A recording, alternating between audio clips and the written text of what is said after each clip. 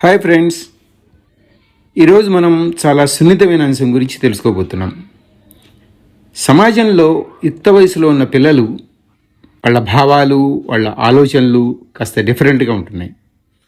పిల్లలు మా మాట వినటం లేదు అని తల్లిదండ్రులు అంటుంటే, అమ్మా నాన్న మమ్మల్ని అర్థం చేసుకోవట్లేదు అంటున్నారు పిల్లలు. అయితే సమస్య ఎవరిది? పిల్లలదా, తల్లిదండ్రులదా? ఈ విషయాన్ని మనం అర్థం చేసుకుందాం. యుక్త వయసు అంటే 13 నుంచి 19 సంవత్సరాల మధ్య వచ్చే వయసు. ఈ దశలో పిల్లల శరీరంలో చాలా మార్పులు జరుగుతాయి. హార్మోన్ల ప్రభావం వల్ల వారు కొంచెం కోపంగా, కొంచెం సున్నితంగా మారతారు. చిన్న చిన్న విషయాలకు కూడా ఎక్కువ స్పందిస్తారు. ఇది సహజమైన పరిణామం. ఈ వయసులో వారికి స్వతంత్రంగా ఉండాలనే కోరిక ఎక్కువగా ఉంటుంది. నేను కూడా పెద్దవాడిని, నా నిర్ణయాలు నేనే తీసుకోవాలి అనే భావన మొదలవుతుంది. వారు తమ అభిప్రాయాలను గౌరవించాలని ఆశిస్తారు. ఎవరో చెప్పినట్టు చేయటం కంటే ఎందుకు చెయ్యాలి అనే విషయం తెలుసుకోవాలని కోరుకుంటారు. తమకు నచ్చిన విధంగా జీవించాలనే ఆలోచన పెరుగుతుంది. ఇది తిరుగుబాటు కాదు, ఇది ఎదుగుదల. ఇది తల్లిదండ్రులకు దూరంగా కావాలనే ప్రయత్నం కాదు, ఇది తమ వ్యక్తిత్వాన్ని నిర్మించుకునే ప్రయాణం.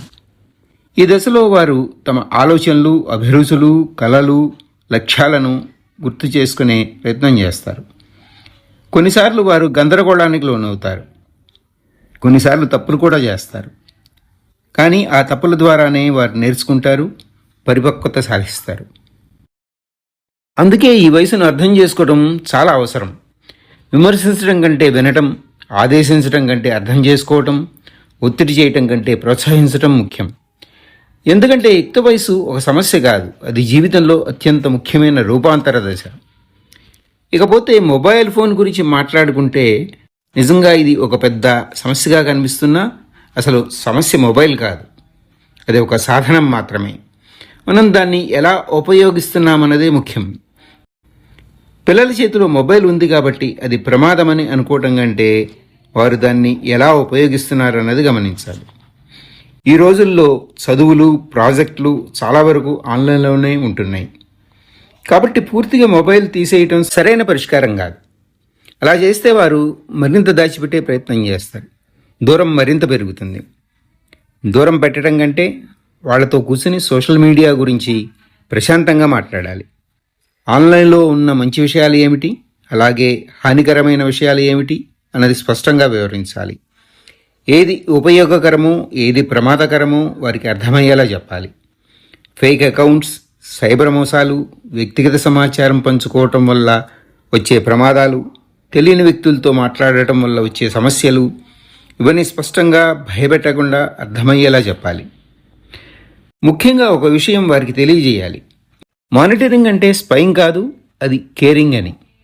నిన్ను అనుమానిస్తున్నానన్న భావన రాకుండా, నీ భద్రత కోసం నేను ఉన్నాను అనే భావన కలిగేలా మాట్లాడాలి.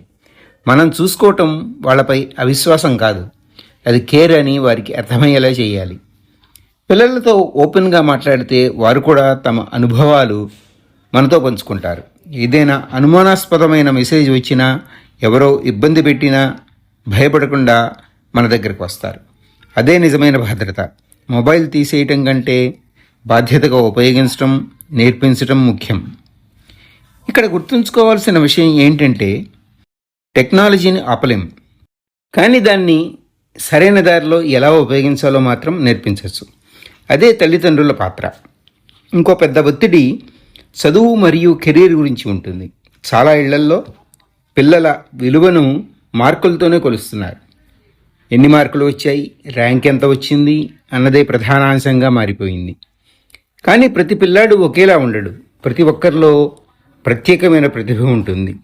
కొంతమందికి సంగీతం, కొంతమందికి క్రీడలు, కొంతమందికి ఫ్యాషన్ డిజైనింగ్, టెక్నాలజీ లేదా ఇతర రంగాలపై ఆసక్తి ఉండొచ్చు.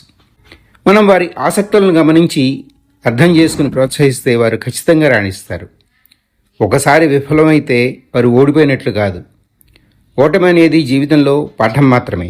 కానీ ఆ సమయంలో తల్లిదండ్రులు మాట్లాడే మాటలు మాత్రం పిల్లల మనసులో జీవితాంతం మిగిలిపోతాయి.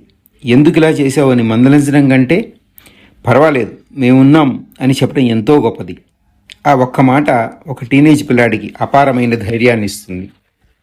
దురదృష్టవశాత్తు ఈ విషయానికి సంబంధించి చాలామంది పిల్లలు తమ అనుకున్న ర్యాంక్ రాకపోతే, ఆశించిన మార్కులు రాకపోతే తీవ్ర నిరాశకు లోనవుతున్నారు.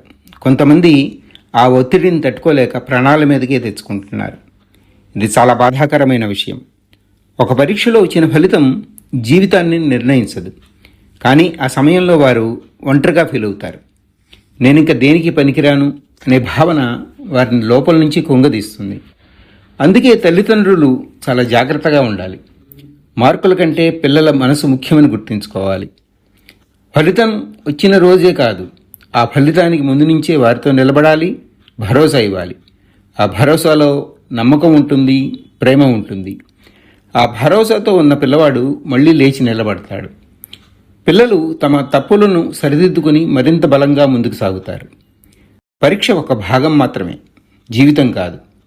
పిల్లలకు జీవితం మీద ప్రేమ నేర్పాలి, మార్కుల మీద భయం కాదు. టీనేజ్ వయసులో ఎవరికైనా క్రష్ రావటం చాలా సహజమైన విషయం. అది వారి స్వభావంలో లోపం కాదు, అది చారిత్రక సమస్య అంతకంటే కానే కాదు. ఈ వయసులో భావోద్వేగాలు కొత్తగా బలంగా అనిపిస్తాయి. ఎవరో ఒకరిని చూసి ఆకర్షితులవ్వటం, వారితో మాట్లాడాలని అనిపించటం, వారిని గురించి ఎక్కువగా ఆలోచించటం, ఇవన్నీ ఎదుగుదలలో భాగమే. అలాంటి భావాలను పిల్లలు వ్యక్తపరిస్తే వారిని మందలించడం, అవమానించడం, భయపెట్టడం కంటే శాంతంగా విని అర్థం చేసుకోవటం మంచిది. ఇవి చెప్పకూడని విషయాలని తేలిగ్గా తీసిపారేస్తే పిల్లలు మన దగ్గర ఓపెన్గా మాట్లాడే ధైర్యం కోల్పోతారు. దానికి బదులుగా ఆకర్షణ అంటే ఏమిటి, అది తాత్కాలిక భావన కావచ్చు అనే విషయం చెప్పాలి. నిజమైన ప్రేమ అంటే పరస్పర గౌరవం, నమ్మకం, బాధ్యత అని వివరించాలి. ప్రేమ అనేది కేవలం భావోద్వేగం మాత్రమే కాదు, అది పరిపక్వతతో కూడిన నిర్ణయం అని అర్థమయ్యేలా చెప్పాలి. అలాగే బాధ్యత గురించి కూడా మాట్లాడాలి. ఎడ్యుకేషన్, గోల్స్, ఫ్యూచర్ ఇవన్నీ కూడా అంతే ముఖ్యమని తెలియజేయాలి. భావోద్వేగాలను పూర్తిగా అణిచేయటం కాదు, వాటిని బ్యాలెన్స్ చేసుకోవడం నేర్పించడం అవసరం. మనమే ఈ విషయాలను ప్రేమతో, ఓపికతో వివరించాలి. ఎందుకంటే మనం చెప్పకపోతే బయట ప్రపంచం చెప్తుంది. స్నేహితులు, సోషల్ మీడియా, సినిమాలు ఇవన్నీ వారి అభిప్రాయాలను ప్రభావితం చేస్తాయి, కానీ అవి ఎప్పుడూ సరిగ్గా ఉండకపోవచ్చు. అందుకే పిల్లలు ముందుగా అడగాలని అనిపించే వ్యక్తులు తల్లిదండ్రులే కావాలి.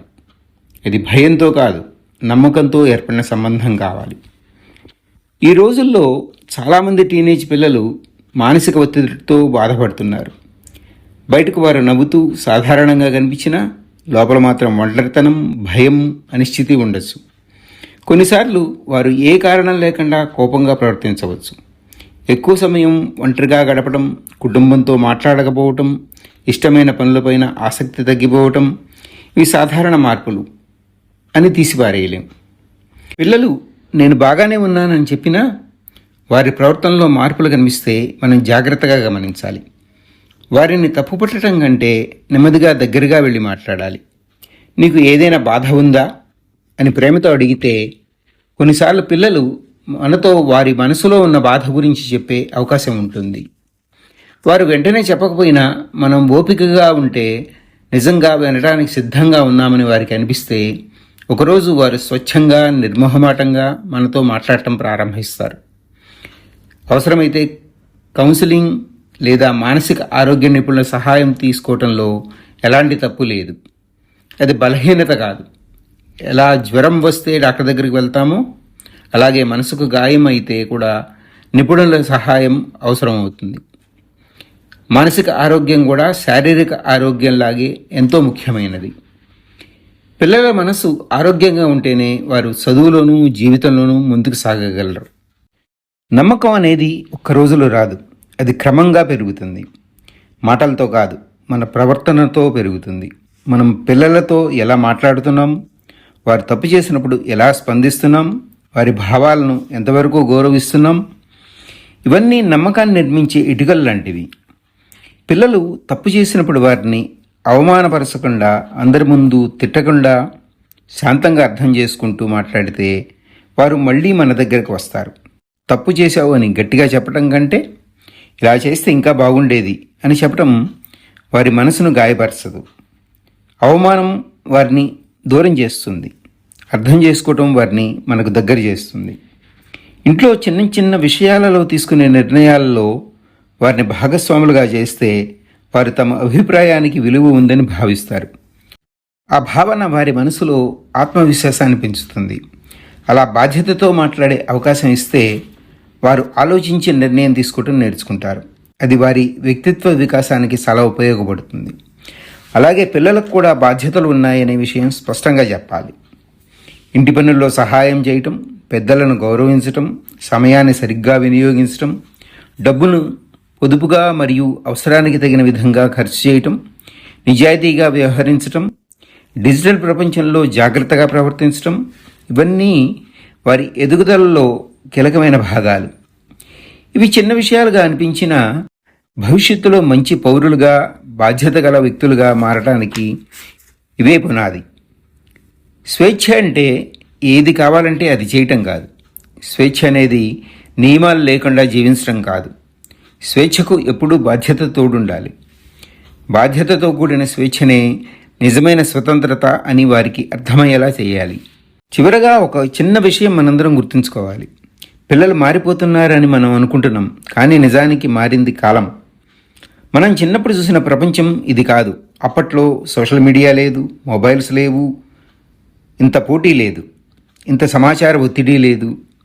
ఈరోజు పిల్లలు పూర్తిగా భిన్నమైన వాతావరణంలో పెరుగుతున్నారు. అందుకే వారిని పాత ప్రమాణాలతో కొలవటం కంటే మన ఆలోచనలను కొంచెం మార్చుకోవటం అవసరం. పిల్లలకు మనం ఇవ్వగలిగే గొప్ప బహుమతి డబ్బు కాదు, ఖరీదైన బహుమతులు కాదు, మంచి కాలేజీలు మాత్రమే కాదు. మన సమయం, మన ప్రేమ, ఇవే వారికి అత్యంత విలువైనవి. మనతో మాట్లాడాలని, మన దగ్గర కూర్చోవాలని, తమ సమస్యలు చెప్పాలని అనిపించేలా ఉండటం, అదే నిజమైన తల్లిదండ్రుల విజయం. పిల్లలు తమ ఆనందం మాత్రమే కాదు, తమ బాధను కూడా మనతో పంచుకునే స్థాయి వచ్చిందంటే అదే నిజమైన బంధం. యుక్త వయసు ఒక సమస్య కాదు, అది జీవితంలో ఒక అందమైన, సున్నితమైన, మార్పులతో నిండిన దశ. ఆ దశలో మనం వారిని అర్థం చేసుకుంటూ, వారికి తోడుగా నిలబడి, వారి ప్రయాణంలో భాగస్వాములమైతే వారు ఎప్పటికీ మన నుండి దూరం కారు. వారు ఎంత ఎదిగినా వారి హృదయంలో మన స్థానం ఎప్పటికీ తగ్గదు. మన ప్రేమతో నిర్మించిన ఆ బంధం కాలాన్ని కూడా జయిస్తుంది.